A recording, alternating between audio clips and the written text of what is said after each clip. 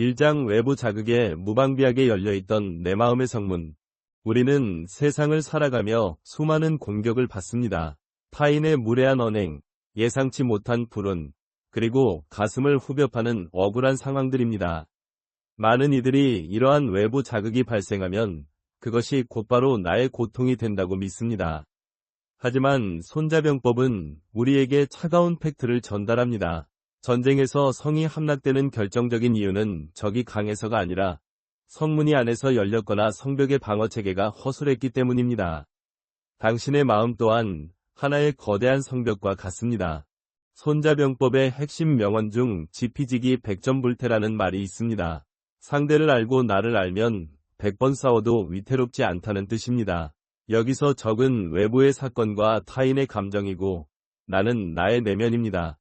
지금까지 당신이 고통받았던 이유는 외부 자극이 물리적으로 너무 강해서가 아닙니다.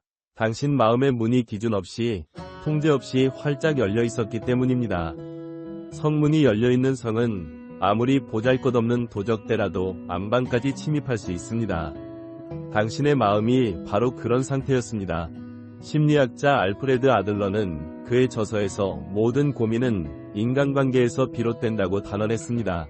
하지만 동시에 그는 해결책으로 타인의 과제와 나의 과제를 철저히 분리하라고 조언합니다.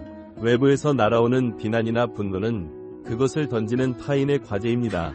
그것을 내 마음 안으로 들여보내 고통이라는 열매를 맺게 하는 것은 나의 선택, 즉 나의 과제입니다. 당신은 지금까지 타인의 감정 쓰레기를 당신의 신성한 거실 한복판에 무분별하게 들여놓았습니다.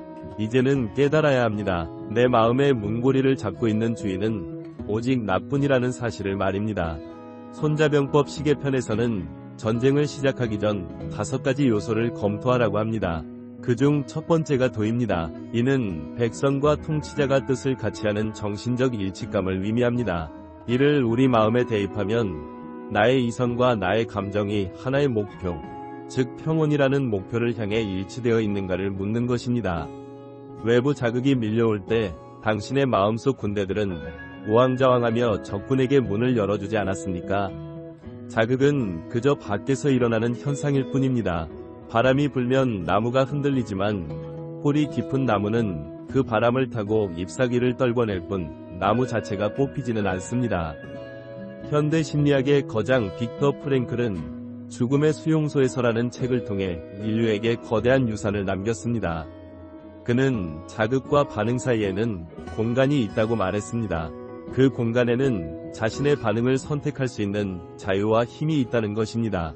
외부 자극은 강제적일 수 있지만 그 자극을 대하는 나의 반응은 오직 나의 영역입니다. 손자병법에서 지형을 이용하는 장수가 승리하듯 당신은 자극과 반응 사이의 그 좁은 공간을 나만의 요새로 만들어야 합니다. 외부의 분노가 내 문을 두드릴 때 즉각적으로 반응하는 것은 성문을 스스로 부수는 행위와 같습니다. 지금까지 당신은 왜 그렇게 쉽게 문을 열어주었을까요? 그것은 아마도 착한 사람이 되어야 한다는 강박, 혹은 타인의 인정을 받아야만 나의 가치가 증명된다는 잘못된 심리적 기제 때문이었을 것입니다. 하지만 손자병법은 가르칩니다. 장수가 오직 명성만을 구하고 패배를 두려워하지 않는 마음으로 싸우면 결국 큰 화를 당한다고 말입니다. 타인의 시선이라는 명성을 구하느라 당신의 내면이라는 영토를 황폐하게 내버려 두지 마십시오. 외부 자극은 파도와 같습니다. 파도는 끊임없이 밀려오지만 견고한 방파제는 그 파도를 그저 물거품으로 되돌려 보낼 뿐입니다. 심리학적 관점에서 볼 때 우리가 외부 자극에 쉽게 무너지는 이유는 자아 경계선이 흐릿하기 때문입니다. 손자병법 작전편에 따르면 전쟁은 속전속결이 중요하며 자원을 아끼는 것이 최우선입니다.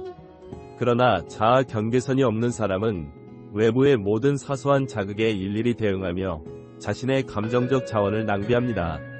누군가의 가시 돋친 한마디에 밤잠을 설치고 지나가는 사람의 눈빛 하나에 온종일 기분을 망치는 것은 내 성벽에 구멍이 숭숭 뚫려 있다는 증거입니다. 적군이 내 성벽의 구멍을 알고 비웃으며 들어오고 있는데도 당신은 그들을 손님처럼 맞이하고 있었던 셈입니다. 손자병법 구변편에서는 장수가 피해야 할 5가지 위험을 경고합니다. 그중 하나가 결연히 죽으려 하는 필사입니다. 이는 무모함을 뜻합니다. 감정적으로 대응하는 것은 무모한 전투입니다. 외부 자극이 올 때마다 분노로 맞서거나 슬픔으로 침잠하는 것은 내 감정을 죽음으로 내모는 필사와 같습니다. 대신 장수는 유연해야 합니다. 성문은 필요할 때만 여는 것입니다. 나에게 이득이 되는 정보, 나를 성장시키는 칭찬, 진심 어린 조언만이 이 성문을 통과할 자격이 있습니다. 그 외의 모든 자극은 그저 성벽 아래에서 소리치다 지쳐 돌아갈 소음일 뿐입니다. 에리히 프롬은 소유냐 존재냐에서 인간의 실존적 고통을 다뤘습니다. 외부 자극에 집착하고 반응하는 것은 타인의 감정을 내 소유로 만들려는 어리석은 시도입니다. 그 감정은 당신의 것이 아닙니다. 문 밖의 사람의 것입니다. 당신은 그저 당신이라는 존재 자체로 고요히 머물러야 합니다. 손자병법은 군대의 형세가 물과 같아야 한다고 했습니다. 물은 지형에 따라 흐르지만 본질은 변하지 않습니다. 외부 자극이라는 지형이 험난하더라도 당신의 내면이라는 물줄기는 평온함이라는 본질을 유지하며 흘러가야 합니다. 가장 핵심적인 통찰은 모든 고민의 시작이 외부 자극 그 자체가 아니라 그 자극에 반응하는 나의 마음 상태에 있다는 것입니다. 저자는 말합니다. 고민은 마음이 반응하는 것에서 시작된다. 이것이 고민의 유일한 원인이다. 우리는 흔히 타인의 무례한 말이나 불온한 상황 때문에 힘들다고 말합니다. 하지만 팩트는 이렇습니다. 외부의 자극은 그저 밖에서 일어난 소음일 뿐입니다. 그 소음이 내 방 안의 고요를 깨뜨리려면 반드시 내가 문을 열어줘야 합니다. 손자병법에서 말하는 대비하지 않은 곳을 공격당하는 상태가 바로 무의식적으로 모든 자극에 반응하는 상태입니다. 외부의 자극이 당신에 대해 근거 없는 비난을 퍼붓는 상황을 가정해봅시다. 보통의 경우 우리는 그 즉시 분노라는 문을 열고 상대를 미워하거나 자책하기 시작합니다.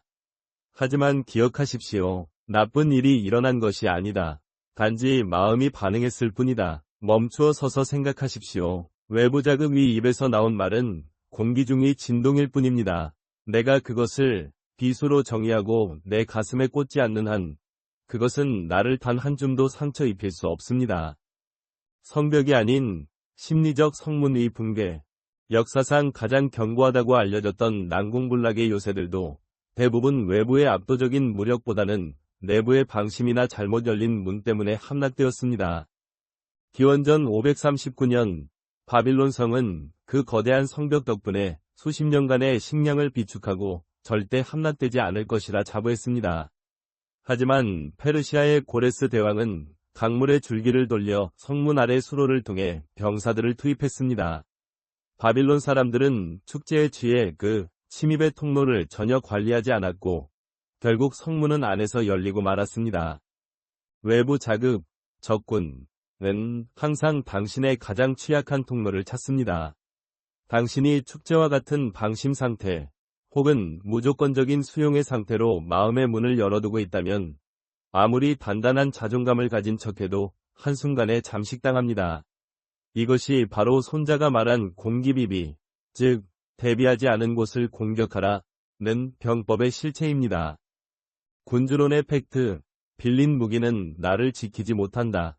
마키아벨리는 군주론 13장에서 타인의 군대, 지원군을 끌어들이는 것의 위험성을 경고합니다.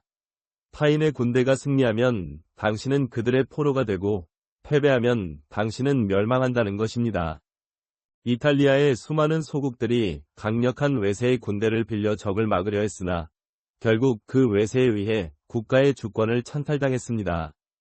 타인의 인정이나 칭찬이라는 외부 자극을 내 행복의 근거로 삼는 것은 내 성벽을 지키기 위해 타인의 군대를 용병으로 쓰는 것과 같습니다.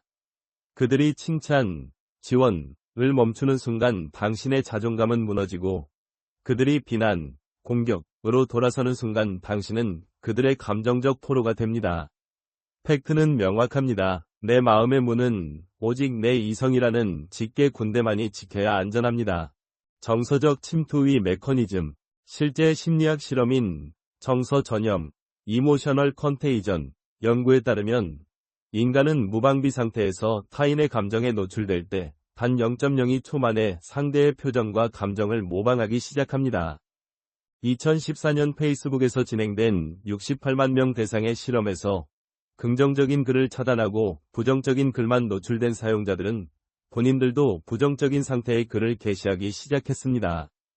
이것이 바로 당신이 문을 닫아야 하는 과학적 근거입니다. 당신의 뇌는 외부 자극을 거르지 않으면 그것을 나의 것으로 착각하도록 설계되어 있습니다. 손자병법에서 이 일대로, 즉 편안함으로써 필요한 적을 기다린다고 했습니다. 외부의 부정적 에너지가 들이닥칠 때 문을 닫고 고요를 유지하는 것은 상대의 도끼에 내 뇌가 오염되지 않도록 물리적 차단벽을 세우는 것과 같습니다. 데카르트의 팩트, 감각은 우리를 속인다. 데카르트는 그의 제1철학에 관한 성찰에서 한 번이라도 나를 속였던 것은 결코 전적으로 신뢰하지 않는 것이 현명하다고 말했습니다. 멀리서 보면 둥근 탑이 가까이서 보면 사각형인 경우가 많습니다. 우리의 감각과 감정적 반응도 이와 같습니다. 누군가의 거친 말투가 나를 향한 공격처럼 보이지만 감각적 자극, 사실은 그 사람이 오늘 아침 가족과 싸우고 온 화풀이일 수 있습니다. 실제 팩트. 외부 자극을 즉각적으로 나에 대한 공격으로 해석하여 문을 여는 것은 장수가 적의 유인책에 휘말리는 것과 같습니다. 데카르트처럼 모든 자극을 일단 의심하십시오. 저 자극이 정말 나를 해칠 수 있는가? 라고 묻는 순간 자극의 힘은 80% 이상 소멸됩니다. 이제 우리는 한 가지 명확한 사실을 확인했습니다. 당신을 아프게 한 것은 타인이 아니라 타인의 말에 문을 열어준 당신의 무방비함이었다는 사실입니다. 이것은 자책을 하라는 뜻이 아닙니다. 오히려 희망의 메시지입니다. 문을 연 주체가 나였으므로 이제 문을 닫을 주체 또한 나라는 사실을 깨닫는 시작점이기 때문입니다. 손자병법에서 승리하는 군대는 먼저 이겨놓고 싸움을 시작한다고 했습니다. 당신이 마음의 문을 통제하기로 결심하는 순간 당신은 이미 모든 감정적 전쟁에서 승리한 장수가 되는 것입니다. 외부의 자극은 멈추지 않을 것입니다. 세상은 여전히 시끄럽고 사람들은 무례할 것입니다. 하지만 당신의 성문이 굳게 닫혀 있고 당신이 그 문고리를 단단히 쥐고 있다면 그 무엇도 당신을 침잠시킬 수 없습니다. 순간적인 변화는 내가 아닙니다. 그것은 그저 문 밖을 지나가는 행인일 뿐입니다. 내 안에 침입하여 나를 잠식하게 두지 마십시오. 당신은 당신 영토의 유일한 군